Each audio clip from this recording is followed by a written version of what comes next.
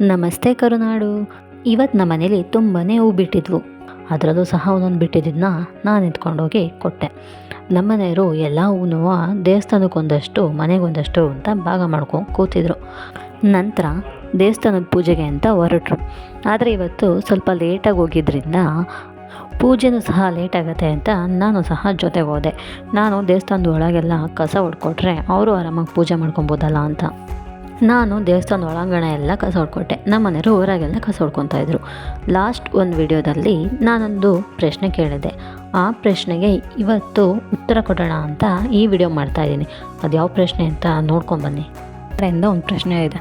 ಏನಪ್ಪ ಅಂದರೆ, ದೇವಸ್ಥಾನಕ್ಕೆ ಹೋಗಿದ ತಕ್ಷಣ ದೇವ್ರ ದರ್ಶನ ಮಾಡಿಕೊಂಡು ಮಂಗಳಾರತಿ ತೀರ್ಥ ಕೊಡ್ತಾರಲ್ಲ, ಏನಕ್ಕೆ ಅಂತ ಪ್ರಶ್ನೆ. ಅದರಲ್ಲಿ ಒಂದು ವೈಜ್ಞಾನಿಕ ಕಾರಣವೂ ಇದೆ ಅಂತ ನಾನು ಅಂದ್ಕೊಂಡಿದ್ದೀನಿ. ನಿಮಗೇನಾದರೂ ಗೊತ್ತಿದ್ದರೆ ಕಮೆಂಟ್ ಮಾಡಿ.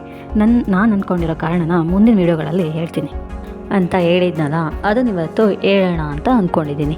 ನನ್ನ ಪ್ರಕಾರ ದೇವಸ್ಥಾನದಲ್ಲಿ ಕೊಡೋ ತೀರ್ಥದಲ್ಲಿ ಏಲಕ್ಕಿ, ಲವಂಗ, ಜಾಯಿಕಾಯಿ, ಜಾಪತ್ರೆ, ತುಳಸಿ ಇಷ್ಟೆಲ್ಲ ಹಾಕಿರ್ತಾರೆ. ಹಿಂದಿನ ಕಾಲದಲ್ಲಿ ದೇವಸ್ಥಾನಗಳು ತುಂಬ ದೂರ ಇರೋವು. ಅದಕ್ಕೆ ಕಾಲ್ನಡಿಗೆಯಲ್ಲೇ ಹೋಗೋರು. ಅದರಿಂದ ಸುಸ್ತಾಗೋದು. ಆಗ ದೇವಸ್ಥಾನದಲ್ಲಿ ಕೊಡೋಂಥ ತೀರ್ಥ ಕುಡಿಯೋದ್ರಿಂದ ಬಾಡಿಲಿ ಏನೋ ಒಂಥರ ಇಮ್ಯುನಿಟಿ ಪವರ್ ಜಾಸ್ತಿ ಆಗೋದು. ಹಂಗಾಗಿ ತೀರ್ಥ ಕೊಡ್ತಾರೆ ಅಂತ ನಾನು ನಂಬಿದ್ದೀನಿ. ಆದರೆ ಮಂಗಳಾರತಿ ಫಸ್ಟ್ ಕೊಡ್ತಾರಲ್ವ, ಯಾಕಿರ್ಬೋದು ಅನ್ನೋದು ಸಹ ಪ್ರಶ್ನೆ ಬರುತ್ತೆ.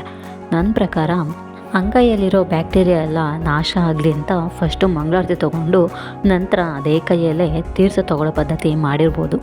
ಇದರಿಂದ ಬಾಡಿಗೂ ಸಹ ಯಾವುದೇ ಬ್ಯಾಕ್ಟೀರಿಯಾ ಹೋಗೋದಿಲ್ಲ ಅಲ್ವಾ. ಇದು ಕೇವಲ ನನ್ನ ಅನಿಸಿಕೆ ಅಷ್ಟೆ.